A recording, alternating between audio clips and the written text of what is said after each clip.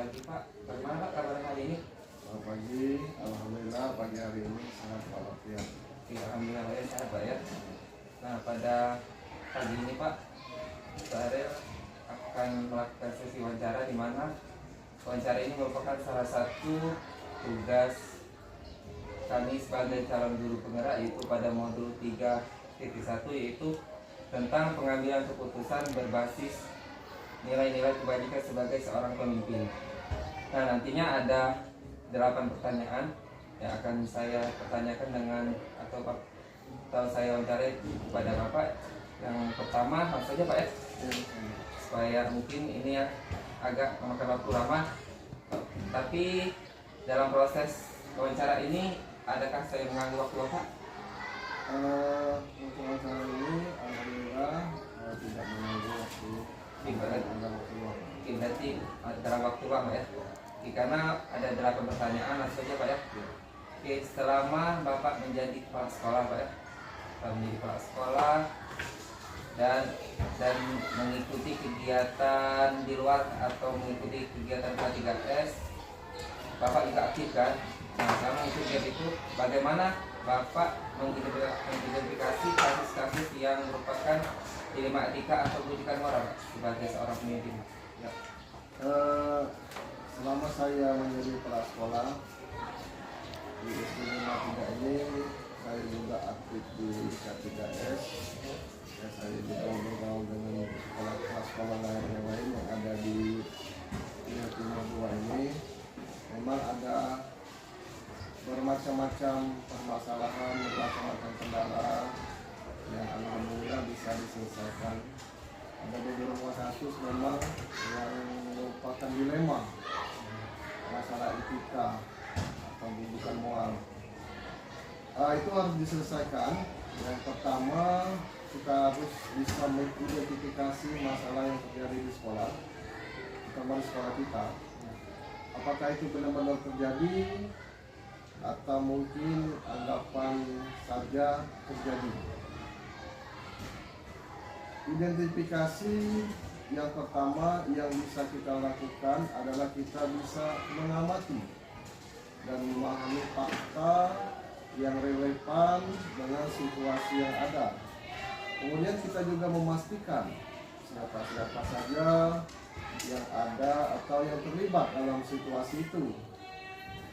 Situasi yang ketika mereka terlibat dalam sebuah permasalahan, kemudian intinya yang utama adalah kita harus mengenali adanya nilai-nilai yang bertentangan dengan dalam situasi tersebut. Oke, jadi untuk mengidentifikasi masalah itu pertama Bapak mencari fakta-fakta yang relevan dengan kasus itu Pak ya. Kemudian Bapak juga mengenali dan memahami ya kasus itu Pak ya. Nah, selanjutnya Pak ya, pertanyaan yang kedua, selama Bapak menjadi kepala sekolah, bagaimana Bapak menjalankan pengambilan keputusan di sekolah Bapak, terutama untuk kasus-kasus yang dimana ada dua kepentingan atau dua kasus yang sama-sama benar Pak kasusnya, yang sama-sama mengandung nilai kebajikan. Jadi dua kasus itu semuanya benar ya. Jadi ini dalam mengambil keputusan hal yang semacam ini ya, karena ini masalah ini kadang-kadang kita bisa melihat ada dua unsur kebenaran. Dua-duanya benar, jadi yang kita utamakan adalah komunikasi. Jadi kita harus bisa berkomunikasi dengan memediator atau memediasi pada kepala sekolah untuk memutuskan masalah tersebut. Ya, tentunya kita berpegang kepada prinsip-prinsip pengambilan keputusan yang antara lain berbasis pada hasil akhir, kemudian berbasis pada peraturan yang ada, kemudian juga berbasis pada rasa peduli dan kasihan. Oke, jadi untuk mengambil keputusan dua kasus yang dimana dua kasus benar Pak. Jadi bapak pertama komunikasi Pak. Ya. Kemudian Komunikasi. bapak juga memakai prinsip pengambil keputusan yaitu berbasis hasil akhir, berbasis peraturan dan rasa peduli atau kasihan kepada yang sedang terjadi kasus masalahnya Pak ya. Oke, lanjut di pertanyaan ketiga Pak ya. Nah, langkah-langkah atau prosedur seperti apa yang bapak lakukan selama ini dalam pengambilan keputusan Pak? Biasanya kalau di sekolah kita seperti pengalaman selama ini, tentu saja keputusan yang diharapkan adalah keputusan yang terbaik untuk semua pihak. Ya, yang pertama yang kita lakukan adalah mengidentifikasi kasus yang ada, sehingga kita paham permasalahan atau kasus, kemudian mengidentifikasi personal yang berkasus. Tuh. Tentunya merencanakan pembicaraan bersama atasan dalam kasus tersebut. Lalu mengelola atau pemecahan kasus pada rapat internal. Misalnya, kalau kita rapat internal di sekolah, kemudian pengambilan keputusan akhir permasalahan ini terjadi menjadi keputusan hasil rapat. Yang terakhir adalah hasil yang akan kita dapatkan ini menjadi hasil keputusan kita bersama. Jadi langkah yang bapak lakukan selama ini yaitu mengadakan rapat internal kan? Rapat internal. Nah, dari hasil rapat itu jadi keputusan bersama Pak ya. Oke. Lanjut Pak ya untuk pertanyaan yang keempat Pak ya. Nah, hal-hal apa saja yang selama ini bapak anggap efektif dalam pengambilan keputusan pada kasus-kasus dilema etika? Ya, pertama saya selaku kepala sekolah harus menganggap semua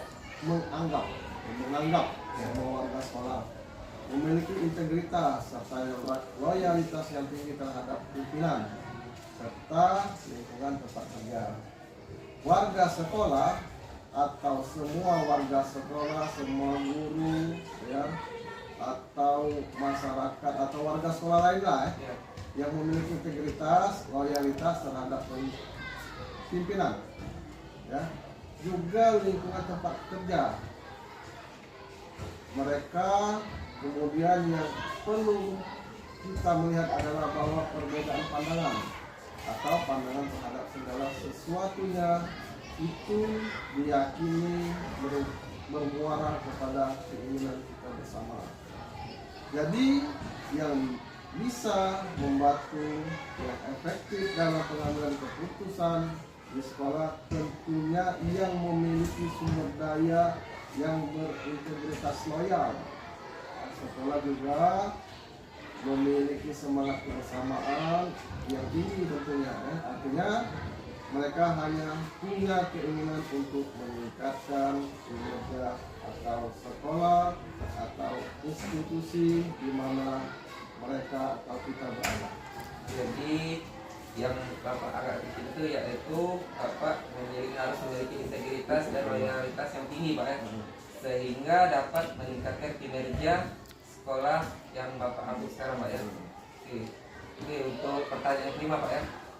Hal-hal apa saja yang selama ini merupakan tantangan dalam pengambilan keputusan pada kasus dilema etika Pak? Tantangan yang bapak hadapi selama ini.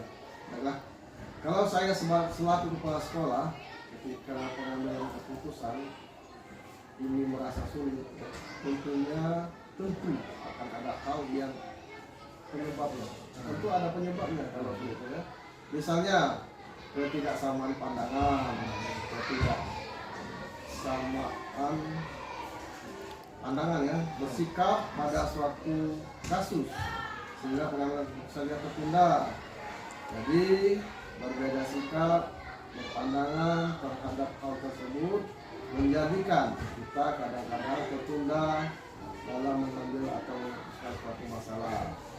Kemudian yang lain adalah regulasi atau peraturan yang berlaku.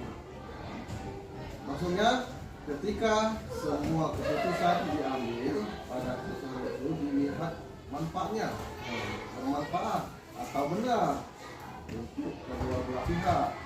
Tapi ternyata terbentuk pada aturan atau regulasi yang tidak diperbolehkan. Jadi tantangan selama ini yang Bapak hadapi dalam pengambil keputusannya itu ketidaksamaan pandangan dan sikap. Oke, lanjut Pak ya ke pertanyaan yang ke-6.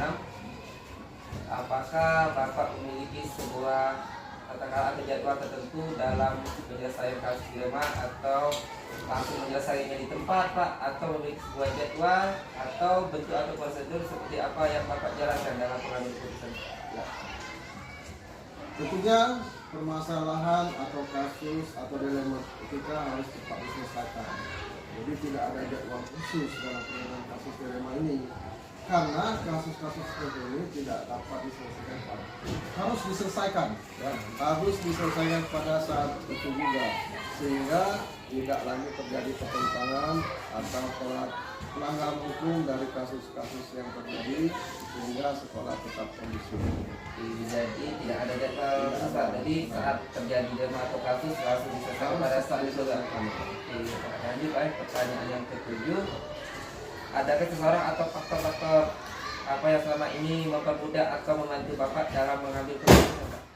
Ya, tentunya ada faktor ya, yang mempermudah dalam mengambil keputusan ya, pada kasus dilema etika ini. Kalau di sekolah ini ya, biasanya ada faktor kedekatan. Jadi ada faktor kedekatan, yaitu faktor kedekatan kepala sekolah atau kepala instansi di mana kita berada dengan sesama atau dengan semua pegawai yang ada di sekolah. Kemudian faktor ini ya, yang bisa mempermudah, istilahnya dipermudah ya dalam pengambilan keputusan, karena hubungan kedekatan mereka antara kepala sekolah dan dewan guru itu dapat dipermudah dalam mengambil keputusan. Jadi faktor yang mempermudah Bapak dalam mengambil keputusan itu faktor kedekatan dengan rekan guru atau pegawai di sekolah Bapak. Lanjut pertanyaan terakhir Pak ya. Terakhir, nah dari semua hal yang telah disampaikan oleh Bapak tadi, pembelajaran apa yang dapat Bapak petik atau pengalaman dalam pengambilan keputusan Pak? Pelajaran yang dapat kita petik ya, dalam pengambilan keputusan pada kasus dilema etika ini, bahwa komunikasi adalah kunci. Jadi komunikasi adalah sebagai kunci. Jadi komunikasi yang menjadi kata kunci untuk mencari solusi dari semua masalah dilema, kasus dilema etika. Ya. Jadi komunikasi tetap terbangun dengan baik. Keputusan akan mudah diambil tentunya berdasarkan berbasis pada rasa keadilan, kemudian kepedulian berbasis peraturan, dan itulah hasil akhir yang didapat. Oke, jadi pengalaman yang Bapak ketika di pengambilan keputusan dilema etika ini Pak, itu kita harus menjalin komunikasi yang baik Pak, Ya. sehingga dengan ada komunikasi baik ini bisa mengambil keputusan yang tepat mungkin Pak, berbasis rasa keadilan tadi, kepedulian dan peraturan, sehingga mendapatkan hasil yang terbaik untuk dalam penyelesaian kasus tersebut Pak ya. Oke, terima kasih pada Bapak Edi selaku Kepala Sekolah SD Negeri 53 Palembang telah menyempatkan waktunya untuk sesi wawancara bersama Sahril ya. Ini sehingga tugas Sahril mewawancarai dapat terselesaikan dengan baik, dan untuk modul 3.1 ini dapat saya selesaikan dengan tepat waktu pada terima kasih atas waktu Pak. Semoga sukses selalu. Terima Pak. Silakannya saya juga ya. Wassalamualaikum warahmatullahi wabarakatuh. Waalaikumsalam warahmatullahi wabarakatuh.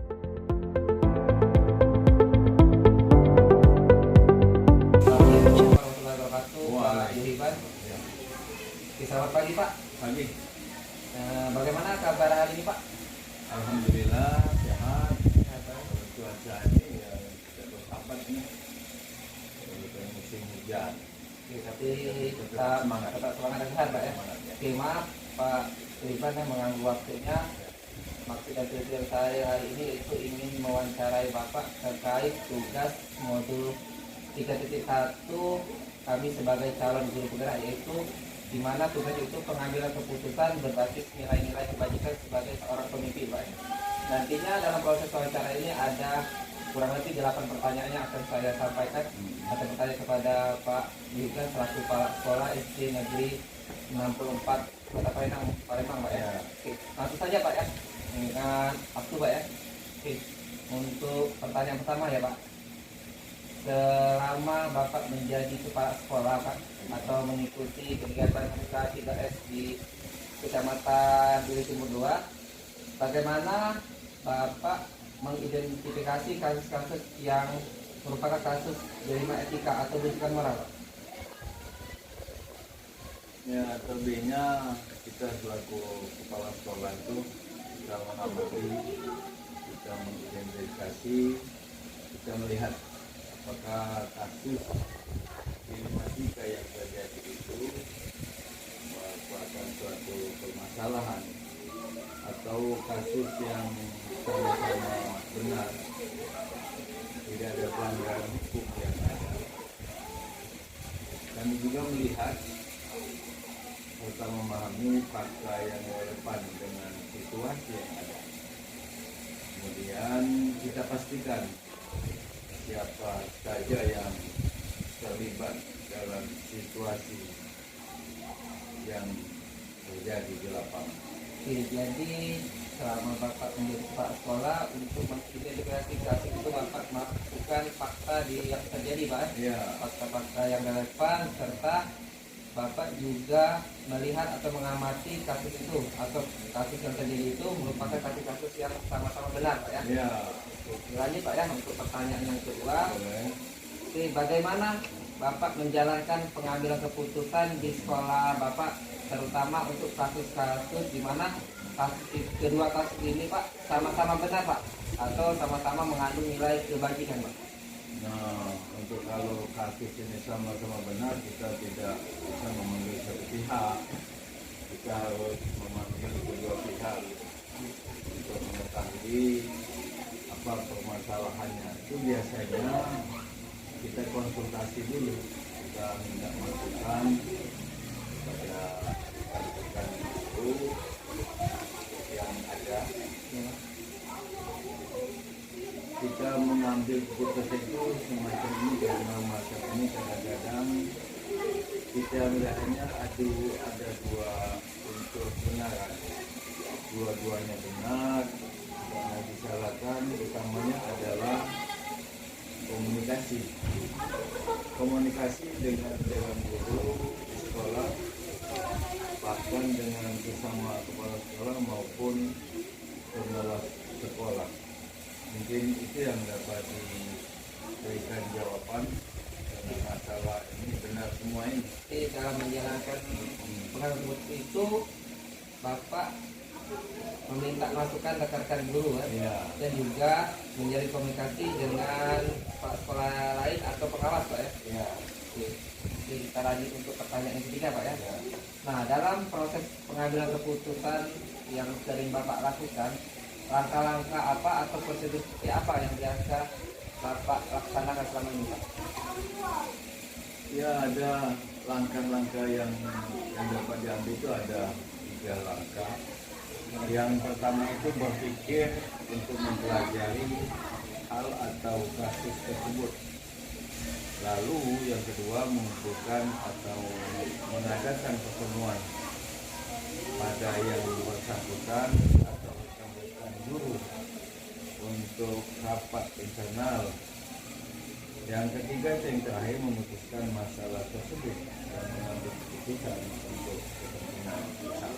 Jadi ada 3 langkah Pak dalam pengambilan keputusan. Yang pertama itu mengumpul atau mengadakan, pertama itu berpikir Pak, mempelajari kasus tersebut. Kedua itu mengadakan rapat internal Pak ya. Ya. Dan yang terakhir baru memutuskan dan mengambil keputusan yang terbaik Pak ya. Ya.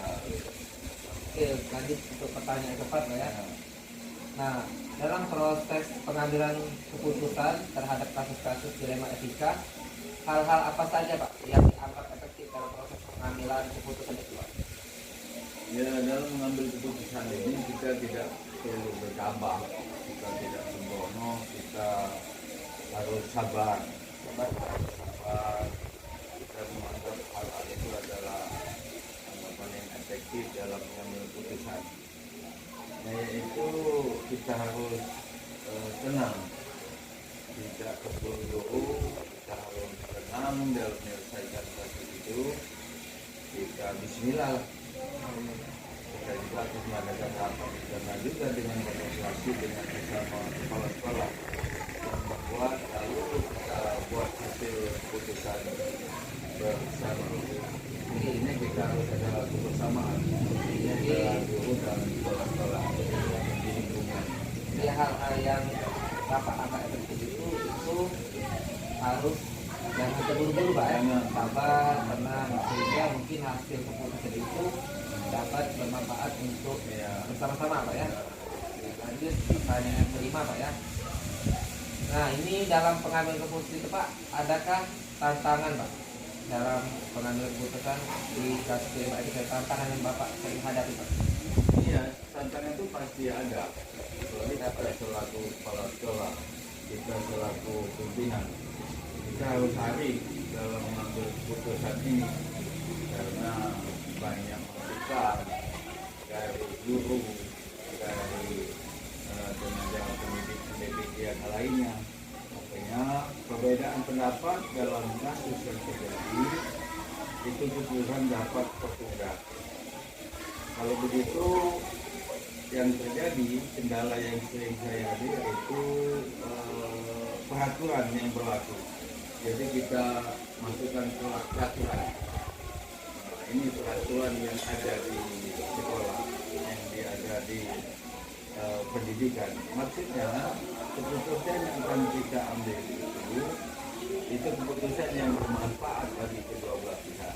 Tapi ternyata terbentur pada aturan yang berlaku. Makanya kita harus kumpul lagi, kita kumpul ajak bersama lagi untuk merevisi aturan yang ada. Jadi dari kata tadi Pak ya, ada dua Pak ya.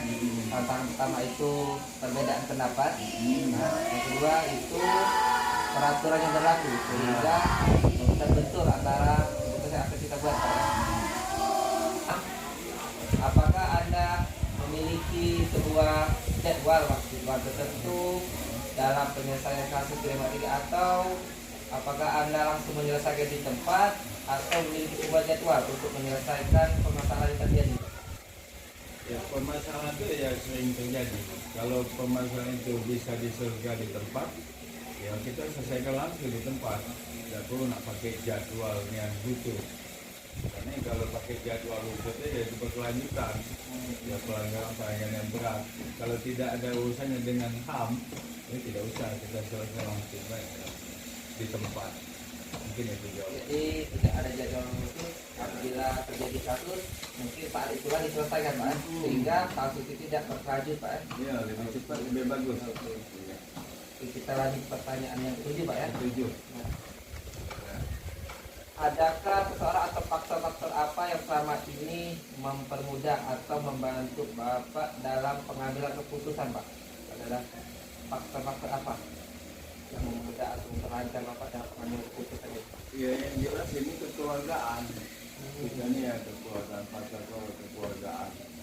Tidak usah lah pakai sifat-sifat yang ini family, ya ini anak pejabat. Ya, jadi kita harus kekeluargaan deh, supaya permasalahan itu dapat selesai dapat dituntas. Seperti pengambilan keputusan yang Dewan Guru selama ini membantu di dalam proses penyelesaian dan pengambilan keputusan dari kita yang terjadi di sekolah. Jadi faktor yang mendukung itu faktor kekeluargaan Pak, kedekatan antar warga di sekolah Pak ya. Ya, hubungan baik. Yang lebih baik sehingga proses pengambilan keputusan itu berjalan dengan lancar dan baik juga kepentingan bersama Pak ya. Oke, ini pertanyaan terakhir Pak ya. Nah, dari semua yang telah disampaikan tadi oleh Bapak, pembelajaran apa Pak yang dapat Bapak petik dari pengalaman tersebut dalam proses pengambilan kasus dilema etika ini Pak? Ini komunikasi, kita harus menjalin komunikasi, tetap yang baik, terus kekeluargaan di sekolah tetap jalin dengan baik, terus keputusan dalam penyelesaian kasus-kasus sekolah akan mudah diambil berdasarkan keputusan bersama. Dan juga pengambilan keputusan itu harus berbasis pada masalah keadilan. Kemudian sesuai median yang harus berbasis peraturan yang berlaku sehingga hasil yang didapat jadi keputusan yang terbaik. Ini belum dijawab. Jadi pengalaman yang Bapak dapatkan dalam proses pengambilan keputusan jadi itu terjalinnya komunikasi yang baik Pak ya. Jadi kasus itu jadi komunikasi dapat berjalan dengan baik dan Bapak juga menerapkan prinsip berbasis keadilan dan kepedulian serta peraturan yang ada Pak. Dan proses pengambilan itu menjadi hasil yang terbaik Pak. Oke, mungkin tadi pertanyaan terakhir dari saya Pak. Terima kasih Pak atas waktunya, telah meluangkan waktu untuk dia diwawancarai. Semoga Bapak tetap sehat selalu Pak ya. Alhamdulillah. Semoga Pak tugas kali ini dapat terselesaikan untuk modul 3.1 tugas calon guru penggerak Pak ya. Amin. Kita akhiri Pak ya, bila topik saya. Wassalamualaikum warahmatullahi wabarakatuh. Waalaikumsalam.